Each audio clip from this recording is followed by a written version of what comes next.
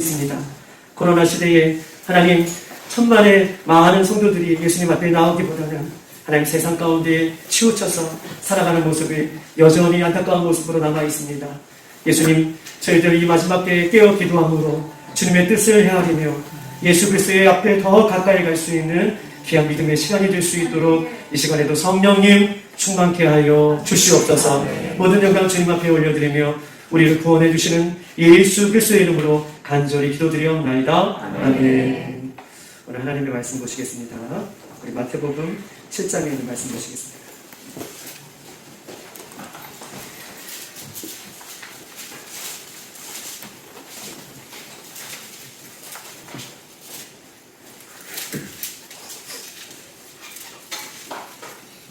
(21절로) 우리 23절까지 있는 말씀 보시겠습니다.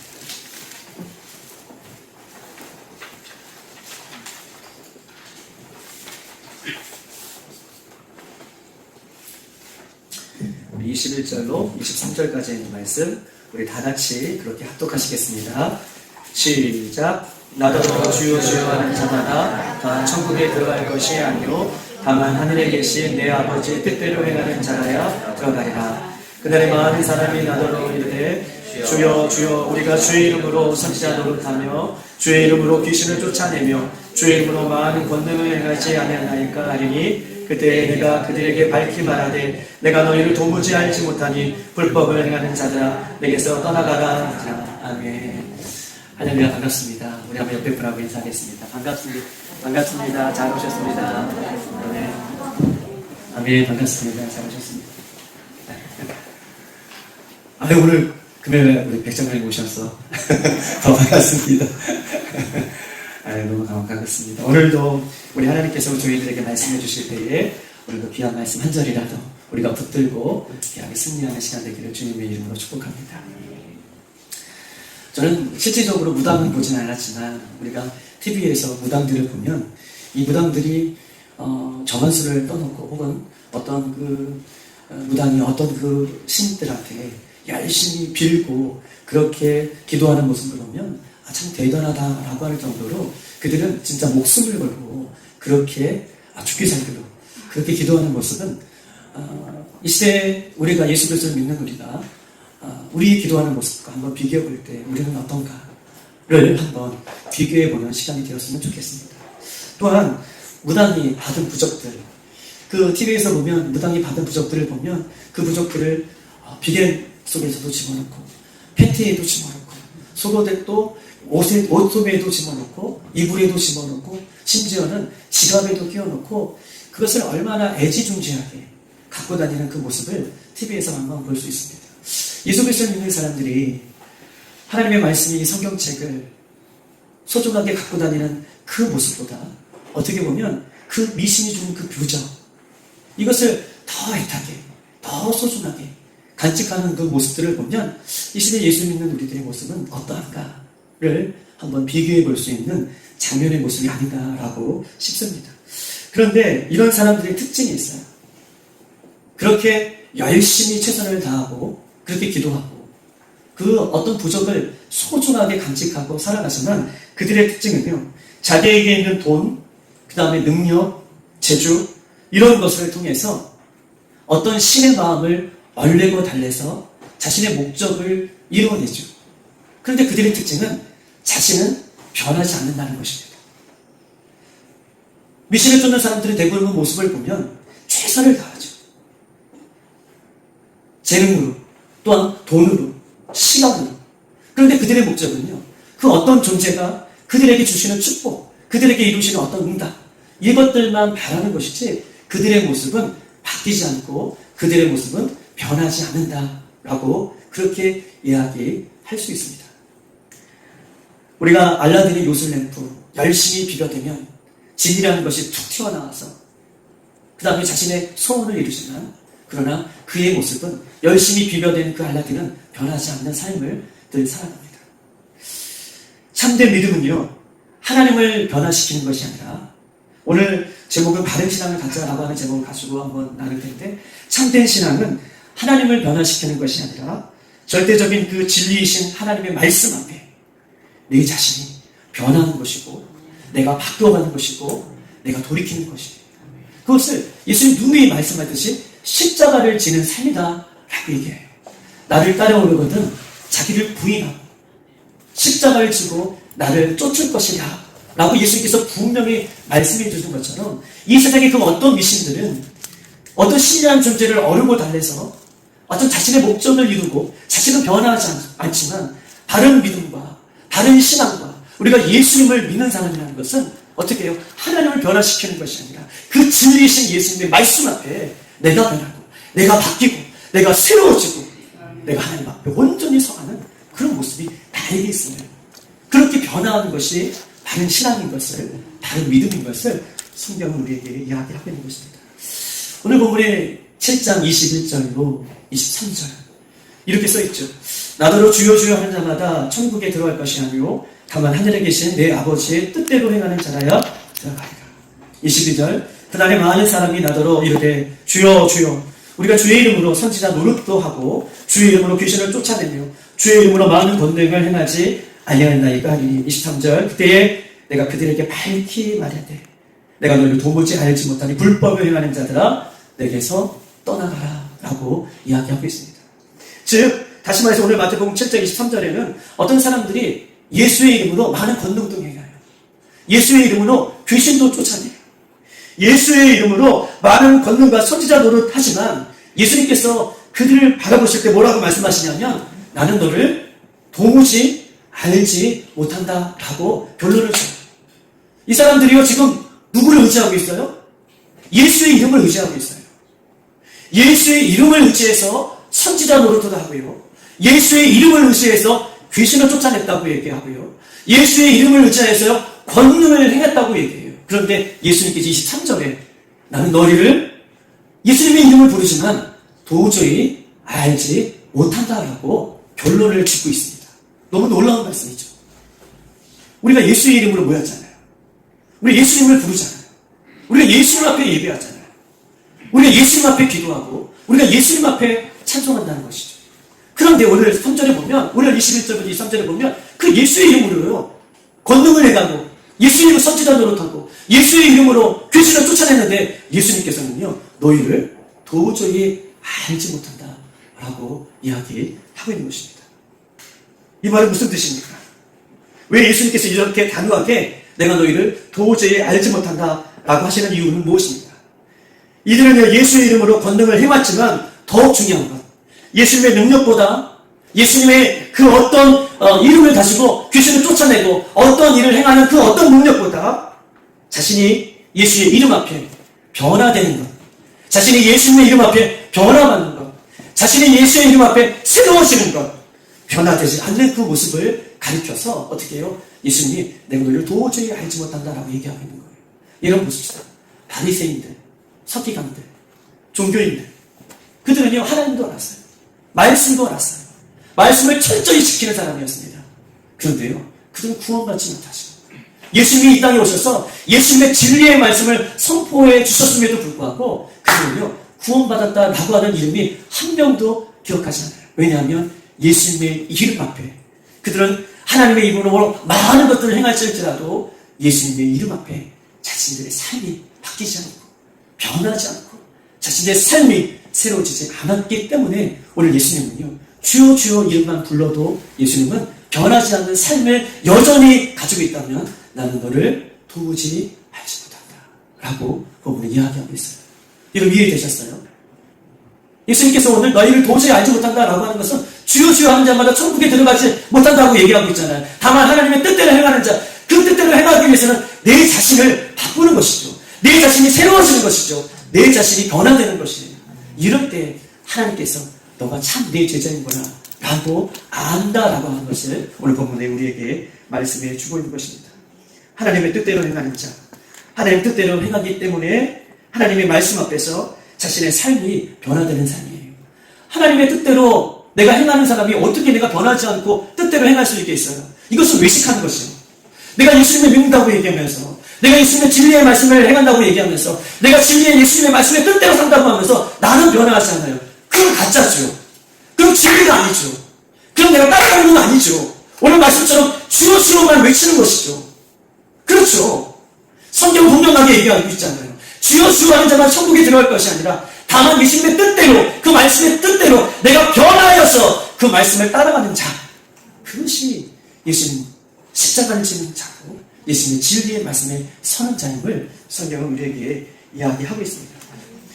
자신의 삶이 변화되기를 아는 사람, 이 자신의 삶이 얼마나 중요한지, 이 삶이 변화되어진 것만이 예수님의 말씀을 따라가는 것만을 이야기하는 예수님의 오늘 본문의 말씀을 깨닫는 자만이 예수님을 끝까지 끈질기게 잡고 예수님의 뜻대로 행하기를 노력하는 삶인 것을 성경은 우리에게 말씀하고 있는 것입니다. 중요한 것은요, 우리가 이 땅에서 하나님의 뜻대로 행하지 않으므로 우리가 한평생 하나님 말씀대로 믿음대로 우리가 살아가는 것이 아니라 우리는요, 마지막 날까지 우리가 하나님의 뜻대로 행하지 않는 것이 아니라 하나님의 뜻대로 내 자신을 변화시켜서 예수님께서 우리를 보실 때 우리가 너를 도무지 알지 못한다라고 하는 얘기가 아니라 하나님께서 내가 너희를 모두가 알겠다라고 칭찬받을 수 있는 내 자신을 그렇게 예수님의 십자가 앞에 못 박고 변화되는 삶을 제발 우리가 살아가기를 주님의 이름으로 축복합니다. 아멘.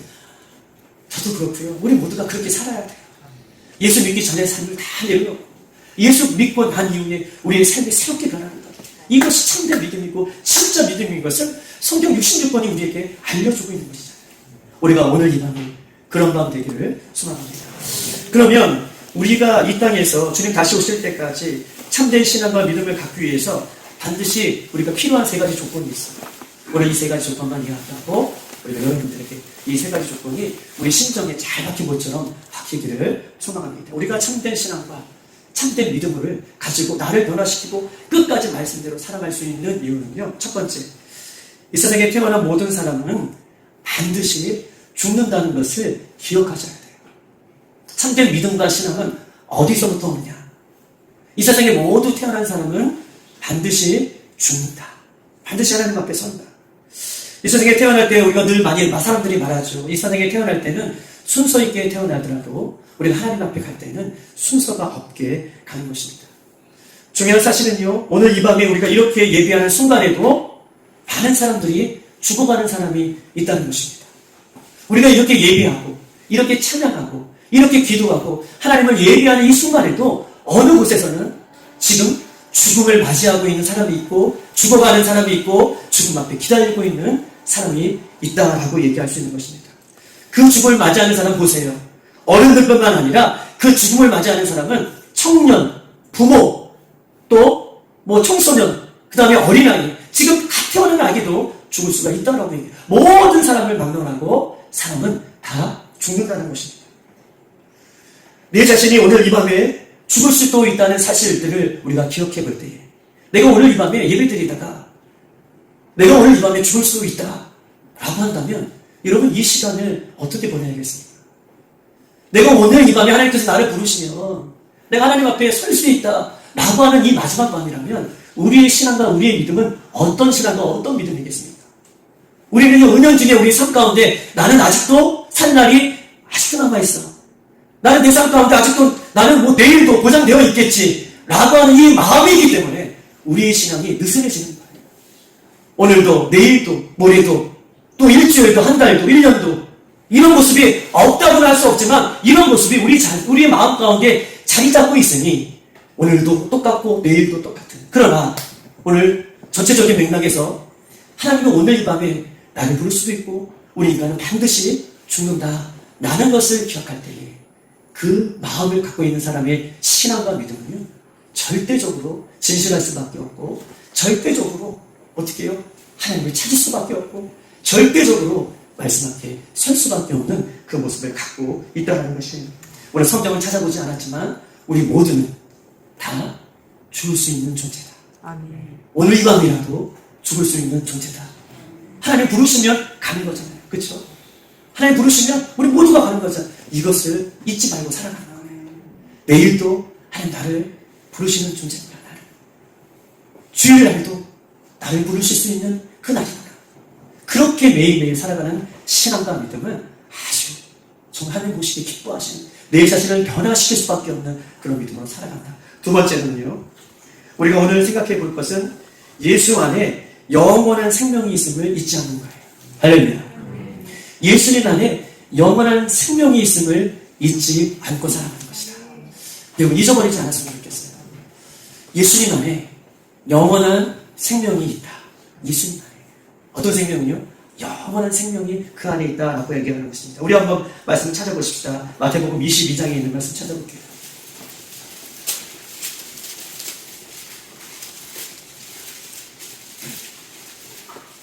31절로 32절에 있는 말씀입니다.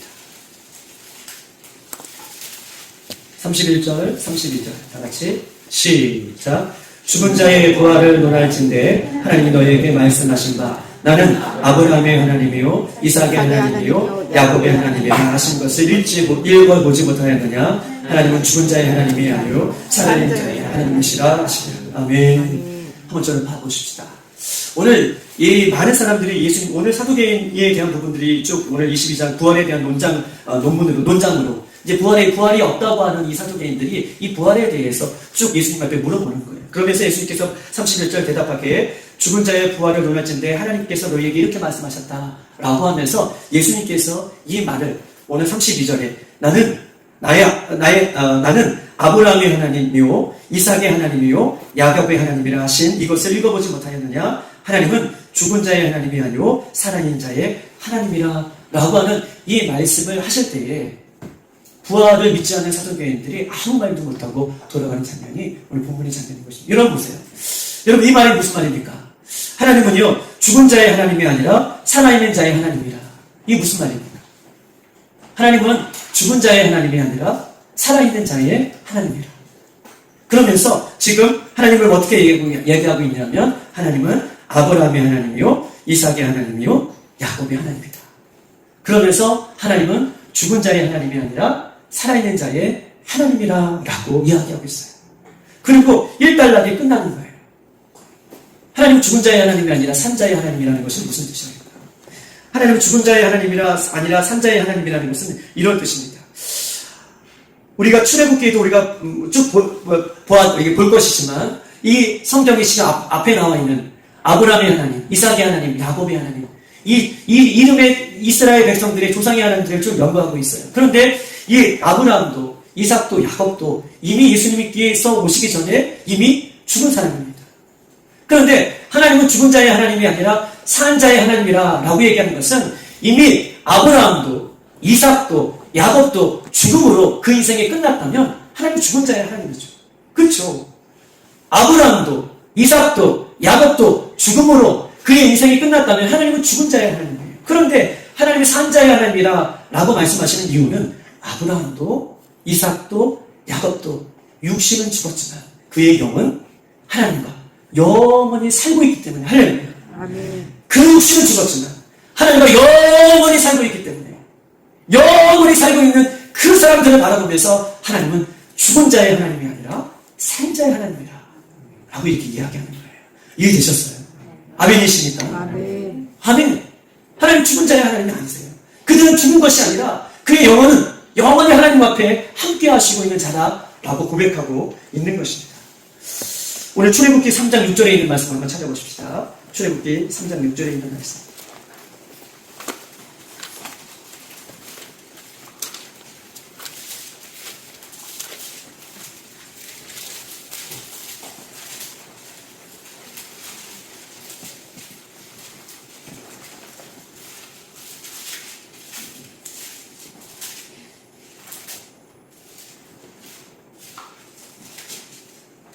우리 6절 다 같이 시작. 또 이르시되 나는 내 조상의 하나님이니 아브라함의 하나님 이삭의 하나님 야곱의 하나님이라. 모세가 하나님을 배웠기를 두려워하여 얼굴을 가리매. 아멘. 이 모세 때에는 이미 어떻게 해요?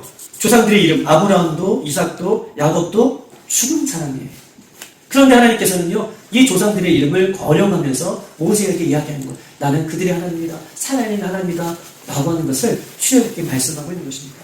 우리 한번 3장 15절에 있는 말씀 출애굽기 3장 15절 같이 시작. 하나님이 또 모세에게 이르시되 너는 이스라엘 자손에 이같이 이르기를 너희 조상의 하나님 여호와 곧 아브라함의 하나님 이삭의 하나님 야곱의 하나님. 아멘. 여기서도 계속해서 하나님은 하나님 자신을 소개할 때 죽은 자의 하나님이 아니라 산 자의 하나님이라고 계속해서 말씀하고 계십니다. 우리 4장 5절도 한번 읽어볼까요? 4장 5절 다 같이 시작. 이는 그들에게 그들의 조상의 하나님 곧 아브라함의 하나님, 이삭의 하나님, 야곱의 하나님 여호와가 내게 나타난 주를 믿게 하려 합니다. 아멘. 계속해서 하나님은 죽은 자의 하나님이 아니라 산자의 하나님이라고 이야기하고 있습니다. 우리 신약 성경에 한번 찾아보십시다. 사도행전이요 3장 13절 말씀.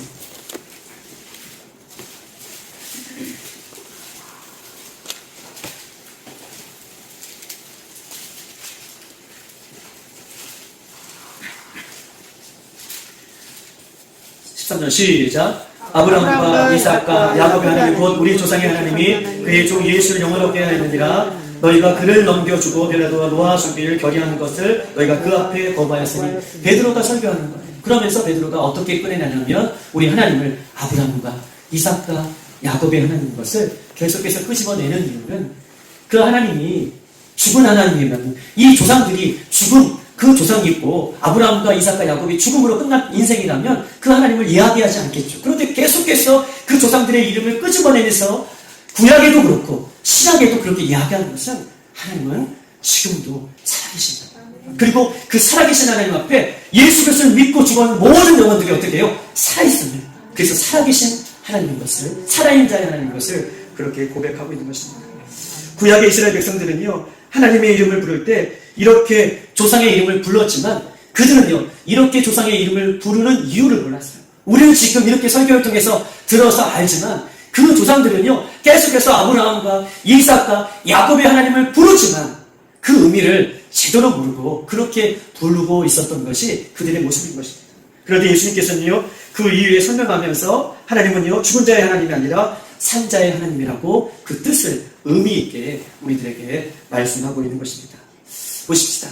예수님께서요 이 땅에 초림으로 육신의 몸을 입고 이 땅에 신학적인 용어로 인카네이션이죠. 오셨어요. 육신의 몸을 입고 하나님께서 오셨습니다. 이미 오래전 아브라함과 이삭과 야곱은 벌써 예수님께서 오시기 전에 죽었습니다. 죽음으로 모든 것이 끝났다면 그는 죽은 자의 하나님이라고 얘기할 수 있어요. 그러나 하나님은요 죽은 자의 하나님이 아니라 산 자의 하나님이기 때문에 아브라함과 이삭과 야곱도 예수님께서 그렇게 조상의 이름을 부르면서 이렇게 이야기하는 것은 누누이 계속해서 겹쳐서 말씀드리듯이 예수님 안에 그들은 영원한 생명으로 존재하고 있음을 성경은 우리에게 이야기하고 있어요. 누구 안에서요? 예수님 안에서. 누구 안에서요? 오직 예수님 안에서요. 아멘. 오늘 이 밤에요 우리가 바른 신앙과 바른 믿음을 우리가 가질 수 있는 것은요 오직 예수님 안에서 우리의 영원히 살 수밖에 없는, 영원히 존재하는 그 이유가 되기 때문에 우리는 예수님을 붙들 수밖에 없는 것이죠. 우리가 어떻게 다른 것을 바라볼 수가 있어요? 어떤 것들을 따라갈 수가 있겠냐고 하는 것이죠. 오직 예수님만에 영원한 생명이 있고 예수님 안에 지금 많은 사람들이 예수님을 보지 못했지만 그 예수님 오신 것들을 믿음으로 예수님 11장에는 그 믿음으로 예수님 안에 영원한 천국에 살고 있는 믿음의 조상들의 이름이 열거되어 있던 것처럼 우리도 예수님 안에만 있을 때에 영원한 생명이 있음을 성경은 우리에게 이야기하고 있는 것입니다. 우리가 잘 알고 있는 것처럼 부자와 나사로의 이야기를 잘 알고 있습니다. 거지가 죽었고 거지는 천국에 갔고요. 부자는 죽어서 지옥에 갔습니다. 지옥에 간 부자가 저 천국에 있는 거지를 바라볼 때에 자기 집 문 앞에서 늘 허들에게 사람 되지 못한 그렇게 살아갔던 거지가 아브라함 품에 하나님 품에 안겨있는 것을 보게 되는 것이죠. 거지의 육체는 죽었지만 보세요. 그의 영혼은 하나님 품에 있음을 성경은 이야기하고 있어요. 죽지 않은 것이죠. 하나님 품에 영원히 살고 있음을 성경은 말하고 있습니다. 이스라엘의 출애굽을 시킨 주인공 모세. 예수님이 오시기 전에 그 모세는요 1500년 전에 죽었습니다. 그런데요 그의 육신은 흙으로 돌아갔죠. 1500년이 죽었으니 흙의 존재 아마 모든 것이 다 흙으로 그 육신은 흙으로 남았을 거예요. 그런데 마태복음 17장에 있는 말씀 한번 찾아보십시다. 마태복음 17장 1절에서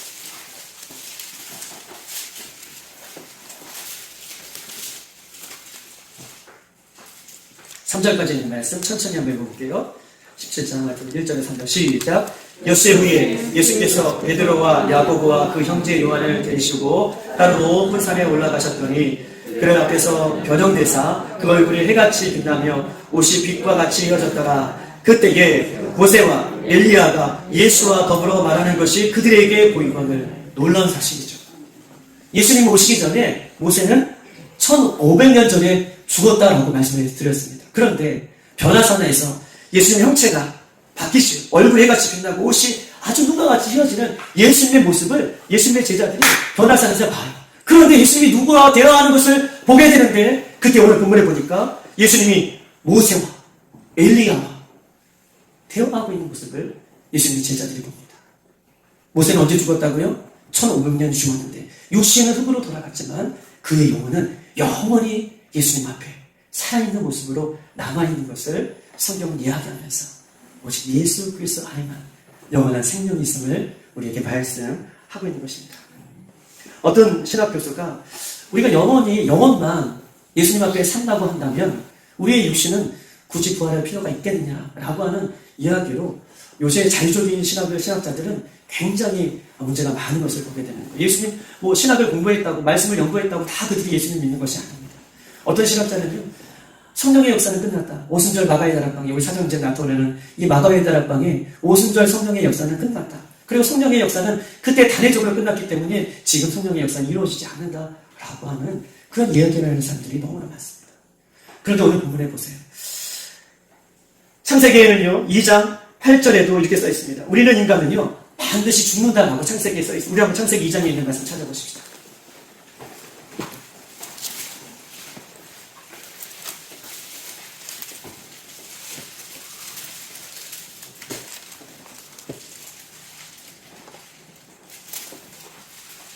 창세기 2장 8절 다 같이 시작. 여호와 하나님이 도방에 대해 동산에 창설하시고 사람을 지으신 사람을 거기에 두시고 9절까지 시작. 여호와 하나님이 그 땅에서 보기에 아름답고 먹기 좋은 나무와 나서 하시니 동산 가운데에 생명나무와 선악을 알게 하는 나무도 있더라. 아멘. 선악을 알게 하는 나무, 창조에 대한 부분들을 하나님께서 계속해서 우리에게 말씀해 주고 계십니다. 그러면서 15절, 17절 계속해서 뭐라고 이야기하시냐면 여호와 하나님이 그 사람을 이끌어 에덴 동산에 두어 그것을 경작하며 지키게 하시고 요 하나님이 그 사람에게 명하여 이르시되 동산 각종 나무의 열매를 내가 임의로 먹되 선악을 알게 하는 나무의 열매를 먹지 말라. 내가 먹는 날에는 반드시 죽으리라 하십니다.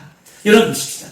하나님께서 인간을 육신의 몸으로 이 흙으로 인간을 창조하신 이후에 에덴 동산에서는요 영원히 사는 존재로 하나님께서 인간을 만들어 주셨습니다. 죽지 않는 존재로 영원히 사는 존재로. 왜냐하면 그 근거가 17절에 선악을 알게 하는 나무의 열매를 먹지 말라. 내가 먹는 날에는 반드시 죽으리라. 그 전에는 뭐예요? 죽지 않고 영원히 하나님 앞에 살고 있던 존재예요. 그런데 선악을 알게 하는 나무만 먹지 마라. 그럼 너희가 죽게 될 것이야. 하나님께서 이렇게 이야기하시는 이유는 우리가 지금 아담과 하나가 하나님께서 창조하신 이후에 하나님과 영원히 사는 존재로 하나님께서 이렇게 지어주심을 우리에게 말씀하고 있는 것입니다. 에덴 동산에서 영원히 하나님과 함께 사는 그런 인생인데 죄가 이 땅에 들어옴으로 말미암아 그 육신은요 어떻게 되죠? 죄의 결과로 흙으로 돌아간다라고 얘기하고 있어요. 맞아요. 창세기 오늘 본문에 쭉 읽어보면 죄로 말미암아 죄를 지은 인간은 다시 흙으로 그 육신은 돌아간다라고 그렇게 성경은 우리에게 말씀하고 있는 것입니다. 그렇기 때문에 영원히 사는 것은 완전히 구원받는 것이 아니다. 영원히 사는 것은 완전히 구원받는 것이 아니라 하나님께서 아시는 그 마지막 날 예수님께서 이 땅에 오실 때 다시 한번 재림하실 때에 흙으로 돌아갔던 인간의 몸이 부활하여서 에덴 동산의 그 모습으로 영원히 하나님과 육신의 몸도 영혼의 몸도 하나님과 함께하는 그 완전한 몸으로 돌아가는 것, 이것이 영원한 부활인 것을 성경 우리에게 이야기하고 있어요. 할렐루야. 아멘이십니까? 아멘. 영원히 에덴 동산의 그 모습으로 창조의 모습으로 우리의 육도 우리의 영도 영원히 예수님과 함께 사는 그 모습으로 돌아가는 것이 어떻게 해요? 영원한 부활인 것을 성경은 이야기하면서 그 모습을 회복할 것을 이야기하고 있어요. 주님께서 다시 오는 날 우리의 몸도 우리의 영도 예수님 날에 영원히 부활할 것을 성경 우리에게 말씀하고 있는 것입니다. 아멘. 우리는요 예수 그리스도 안에 영원한 생명이 있음을 여러분 잊지 마셔야 되는 거예요. 그럴 때에 우리가 믿고 우리가 바른 신앙으로 바른 믿음으로 예수님 그 인생의 목적을 따라 말씀의 목적을 따라 살아갈 수 있음을 성경은 이야기하고 있는 것입니다. 학생들이 매일 학교를 다녀도 자신이 학생이라는 것 자신이 학생이라는 이 정체성을 그 학생들이 잃어버리면 심지어는 부모님이 매를 들고 선생님이 아무리 권면해도 그 학생은요 공부하지 않아요. 내가 학생이라는 것을 잊어버리면 내가 학생이구나. 내가 곧 대학을 들어가기 위해 시험이 있구나. 내가 학생으로서 이렇게 살아야겠구나. 라고 하는 정체성을 찾을 때 누가 말하지 않아도 그 학생들은요 자기주도 학습을 하는 거예요. 새벽에 일찍 일어나죠. 왜? 나는 학생이라는 것을 믿지 않기 때문에. 잠을 자고 싶어도 참고 견디는 것이죠. 왜요? 곧 대학 시험이 있다는 것을 잊지 않기 때문에. 자신의 정체성을 잃지 않기 때문에 자기주도 학습이 되는 것입니다. 그런데요, 우리 신앙도 우리가 바르게 신앙생활을 유지할 수 있는 것은요, 이런 것이에요. 내가 죽는다는 것을 잊지 않는 것이죠. 두 번째는요, 예수님 안에 영혼의 생명이 있다는 것을 잊지 않는 거예요. 이것을 우리가 믿을 때에, 여러분 보세요. 예수 안에만 영혼의 생명이 있고, 그 예수 안에 생명을 얻기 위해서 내가 바른 신앙을 가져야 된다, 라고 하는 정체성을 우리가 잊지 않을 때에, 우리는요, 자기 주도 신앙을 갖게 되는 거예요. 누가 새벽 예배에 나오라 하지 않아도 예수 안에 생명이 있는데 우리가 딴 길로 갈 수 있겠습니까? 우리가 어떻게 머물러 있을 수 있겠습니까? 내가 자기 주도 예배가 되는 것이고, 자기 주도 찬양이 되는 것이고, 자기 주도 큐티를 할 수 있는 것이고, 자기 주도 말씀을 볼 수 있는 것이고, 자기 주도 신앙을 지켜갈 수 있다는 것이에요. 나는 죽을 수 있고, 예수 안에만 생명이 있고, 예수님 다시 오실 날 우리 육도 영혼도 온전한 부활로 그 예수님 안에만 있다는 것을 잊지 않고 살아가서 예수님의 은혜를 날마다 우리가 묵상하고 예수님을 닮아가며 변화되는 우리 모습 되기를 주님으로 축복합니다. 예수 그리스도를 믿는 성도는요, 누구나 베드로와 바울을 사랑합니다. 이들은요, 예수님을 온전히 믿고 변화되어서 예수님의 위에 살다가 쇠사슬에 묶여 로마를 끌려가서 한 사람은요 참수형을 당해요. 목베임을 당하죠. 한 사람은요 십자가에 거꾸로 못 박혀 죽습니다. 그러나 바울과 베드로와 함께 살았던, 여러분 보세요. 그 당시에 바리새인들, 서기관들, 제사장들, 기득권 세력이죠. 세상적으로 잘 나가는 사람들입니다. 그런데 성경은요 그들의 이름을 낱낱이 기억하고 있지 않아요. 그냥 서기관들, 바리새인들, 종교인들. 그런데요 비록 예수님을 믿고 그 진리 안에서 그렇게 몸부림치며 살아갔던 베드로와 바울은요 진리의 말씀 속에 오늘도 살아 역사하여 주셔서 오늘도 우리의 이름 속에, 예수 그리스도를 믿는 사람들 이름 속에 기억되어지고 그들의 이름을 부르는 그런 모습으로 우리가 기억하고 있는 것을 볼 수 있는 것입니다. 왜입니까? 그들은요 예수님 안에 영원한 생명이 있음을 알았기 때문에, 예수님 안에 영원한 소망이 있고, 예수님 안에 영원한 천국이 있고, 예수님 안에 영원한 구원이 있음을 알았기 때문에 그들의 삶을 아까워하지 않고 예수님의 십자가 앞에 모든 삶을 내려놨던 그 베드로와 바울. 우리도 예수님 안에 이렇게 생명이 있음을 알면 이렇게 변화되는 삶을 살아가는 것입니다. 사랑하는 빌라델비아의 성도 여러분, 우리도 그렇게 살아가십시다. 우리도 그렇게 믿으십시다. 세상에 많은 사람들이 쫓아가는 그 길이 아니라 진리를 아는 사람이기 때문에, 그 말씀 안에 생명이 있기 때문에 그렇게 쫓아가고 그렇게 붙드는 그런 삶이 되기를 주님의 이름으로 축복합니다. 마지막으로 우리가 우리의 신앙이 정말 견고하고 흔들리지 않는 바른 신앙을 갖기 위해서는 마지막 하나님이 늘 나와 함께 하신다는 것을 잊지 않는 신앙이에요. 할렐루야. 맞아요.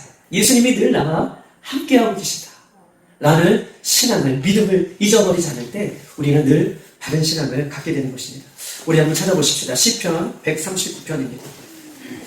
904쪽에 있어요. 구약성경.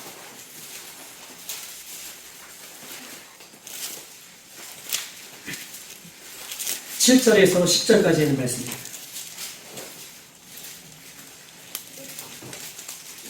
7절에서 10절, 시편 139편, 904쪽, 시작. 내가 주의 영을 떠나 어디로 가며 주 앞에서 어디로 피하리이까. 내가 하늘에 올라갈지라도 거기 계시며 수월에 내 자리를 펼지라도 거기 계시나이다. 내가 새벽날을 치며 바다 끝에 거할지라도 거기서 또 주의 손이 나를 인도하시며 주의 오른손이 나를 붙드시리이다. 아멘. 다윗이 지금 하나님을 고백하는 거예요. 다윗이 하나님을 지금 고백하는데 이렇게 고백합니다. 내가 주의 영을 떠나 어디로 가며 주의 앞에서 어디로 내가 피할 수 있겠습니까? 하나님 앞에서, 주님 앞에서 내가 피할 수 있는 공간은 하나도 없다라고 얘기합니다. 내가 하늘에 올라갈지라도 거기 하나님 계시고, 내가 혹 지옥의 자리에 내려갈지라도 하나님 거기 계실 것입니다. 내가 새벽 날개, 여러분 해가 얼마나 빨리 떠올라요? 해가 금방 떠올라잖아요. 해가 떠오르는 속도처럼 내가 새벽 날개를 치며 이 지구 반대 끝에 내가 숨어 있을지라도, 그렇게 빛의 속도로 숨어 있을지라도 하나님은 거기 계시고, 저 바다 끝에 내가 거할지라도 하나님은 거기 거하십니다.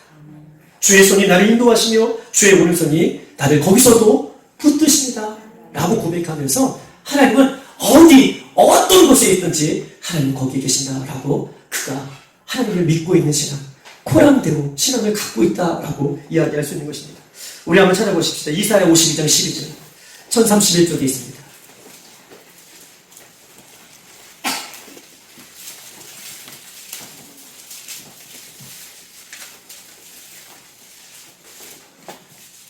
그래서 자기가 좀 힘이 됐던 말씀인데요. 12절 다 같이 52장 12절 시작. 여호와께서 너희 앞에서 행하시며 이스라엘 하나님이 너희 뒤에서 후회하시리니 너희가 황급히 나오지 아니하며 도망가듯 나가지 아니하리라. 아멘.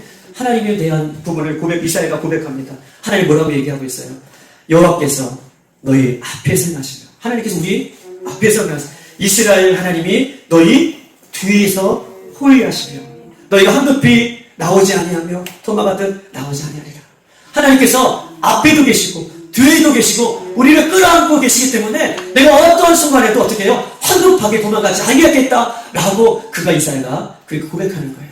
하나님이 앞에서도 계시고 내 뒤에서도 계시고 내 삶 전체에 함께 계신다라고 그가 그렇게 고백하는 것입니다. 제가 이래봐도 이렇게 생겼어도요, 저도 미국에 한번 갔다 왔습니다. 웃지 않으시나요? 미국에 갔는데 14시간을 비행기 타고 텍사스에 갔어요.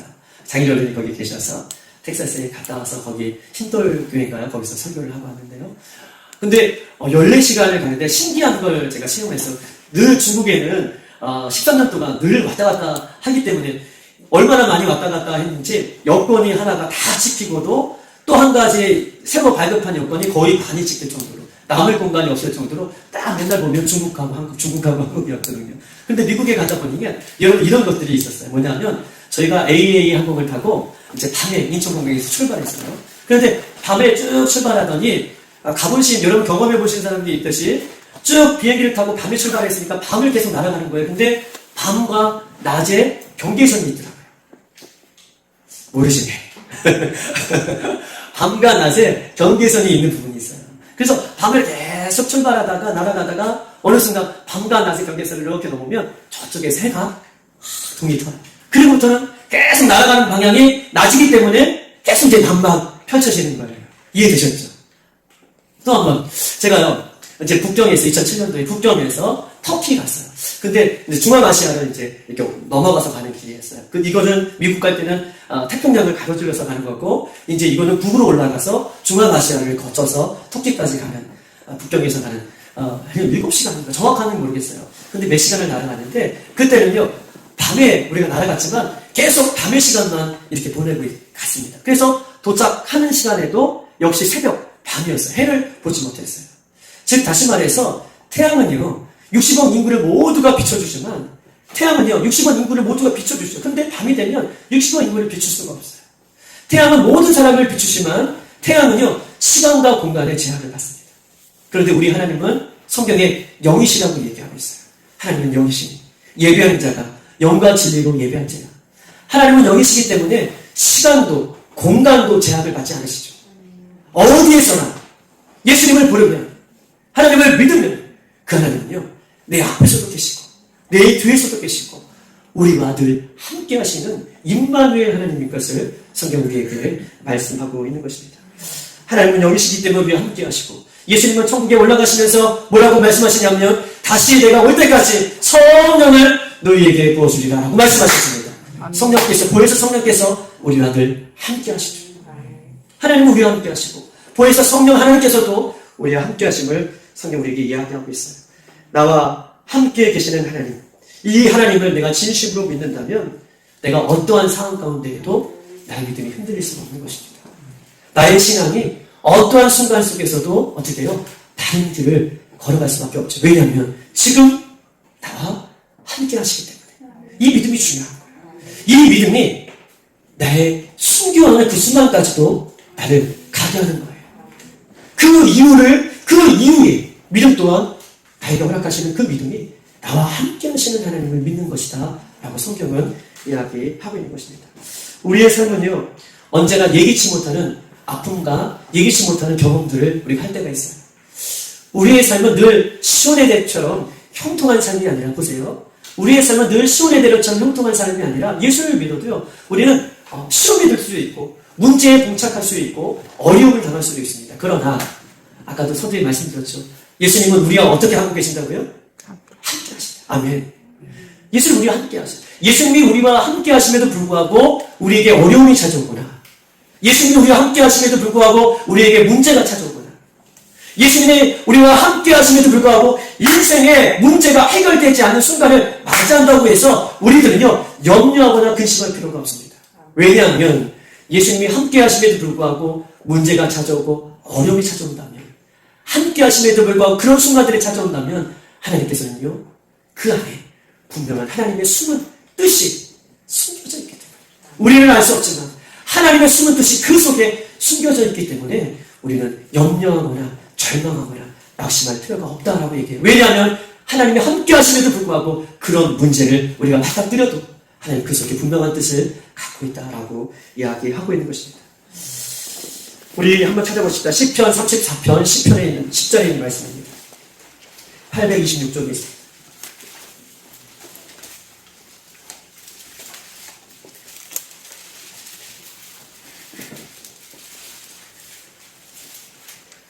(34편) 10절 시작. 젊은 사자는 궁핍하여 줄일지라도 여호와를 찾는 자는 모든 좋은 것에 부족함이 없으리로다. 아멘.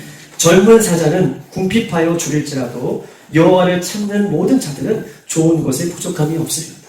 이런 뜻입니다. 젊은 사자는 궁핍하여 줄일지라도, 여러분, 젊은 사자는요, 궁핍하여 줄이지 못해요. 줄일 수가 없어요.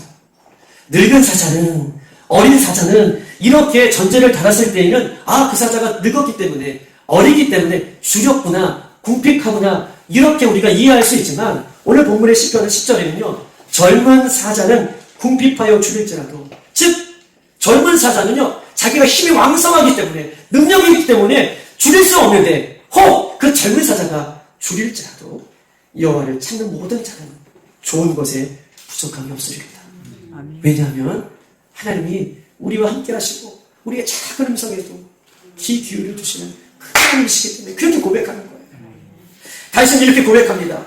사울의 가난을 피하여서 이웃나라 아비멜렉을 찾아가서 그를 살기 위해서 어떻게 해요? 다윗이 침을 질질 흘리며 마치 개처럼 짐승처럼 그렇게 미친 흉내를 내요. 그렇죠.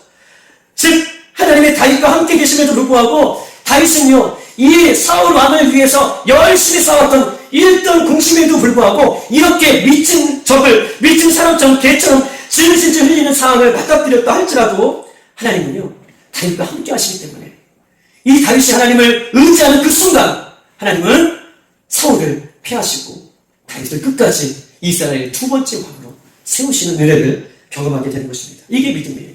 아멘. 내가 미친 척 침을 질질 흘리고 나는요, 그 이스라엘의 1등 공신인데 내가 어떻게 이렇게 살아갈 수가 있느냐 라고 낙심하고 전망한 것이 아니라 고백하는 것이 하나요. 젊은 사자는 그렇게 줄일지라도 여호와를 찾는 자는 하나님께서 늘 날마다 좋은 것을 주신다. 왜냐하면 하나님께서 함께 하시기 때문에 그 순간들을 맞닥뜨려 이기는 것이에요.